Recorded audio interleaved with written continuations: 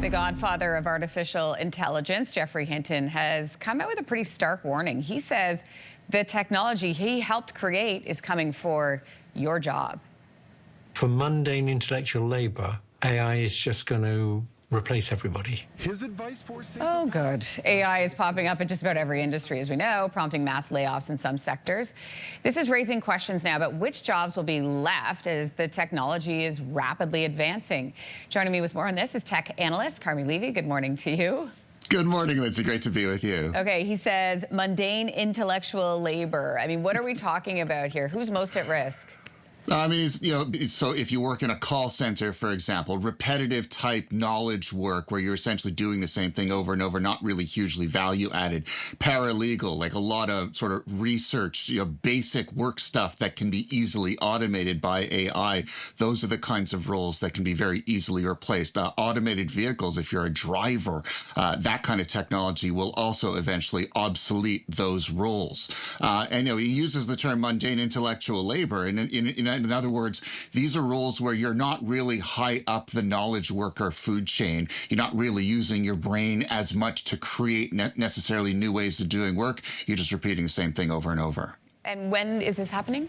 It's already happening now. I mean, right. We're seeing a lot of companies, they're already specifically, and that's like Amazon, for example, says that it's dialing back its hiring, removing or will be removing some roles from its career paths as it gradually brings in more AI. And so this is already underway, and it's accelerating as the technology gets better and as companies get more comfortable with it. And then when we think about, like in March, Microsoft, another example, laid off 6,000 workers as it continues to ramp up investment in AI. Most of those positions, I understand, were engineers.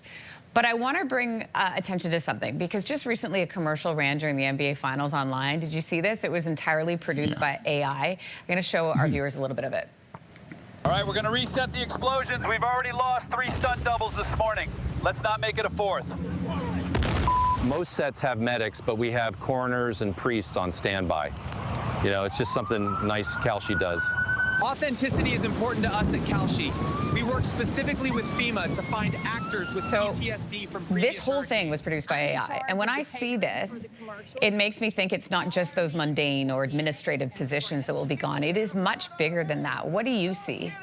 It is, and there's no question that the technology is moving further up the food chain, and it's starting to move into creative areas. Tyler Perry, for example, he canceled the expansion of his studios, an $800 million investment, because he wouldn't need camera people, actors, anything. If you can recreate it using a video generator in software, why would you bother building the physical infrastructure? So it's moving up the food chain, and previous categories of roles that thought they were immune to this kind of thing are in fact now more vulnerable as the technology gets better. It isn't quite there yet to replace every single commercial, but that capability is clearly crossing some significant lines by virtue of the video that we just saw. And then Shopify, they now offer a host of tools that allow entrepreneurs to leverage AI to grow their businesses.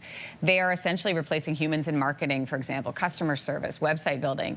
Is that what the future of business looks like? It is. It's more self-serve. It's more automation. Rather than speaking to a human, you'll be using a chatbot. You'll be using automated tools to build, for example, if you're a Shopify customer, you're a small business with a storefront that Shopify provides, you will be using the software to create that website, to manage it. It'll all be done within code, which makes life a lot easier for Shopify. They don't have to hire people to staff those customer service lines or to build those training tools. Just let AI do it. The problem, of course, we know is that AI is not perfect. It gets things wrong sometimes. It lies, it confabulates, it goes rogue. And so, how do we bridge that gap? There are some companies that have hired on or have gotten rid of roles only to realize the technology isn't so great at replacing humans. They've started bringing those people back. So, we're in that middle period right now where, the risk is there, but, complete wholesale replacement, no. Complementing existing humans, that's probably where we're going to be for the next little while. But what if, okay, here's a big question for you. What if eventually, as it progresses, AI will become smarter than us, and then what role will humans have left when we're no longer the dominant force?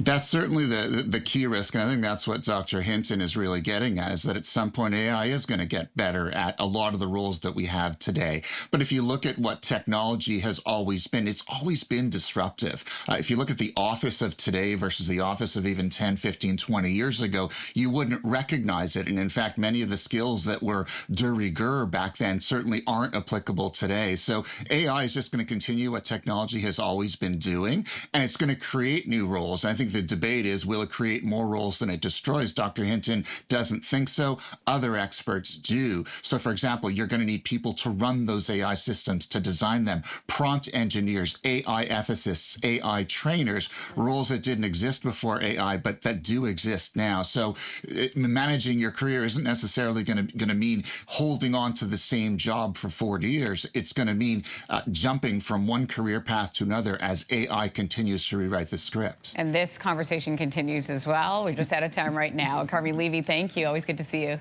Appreciate it, Lindsay. Thank you. Take care.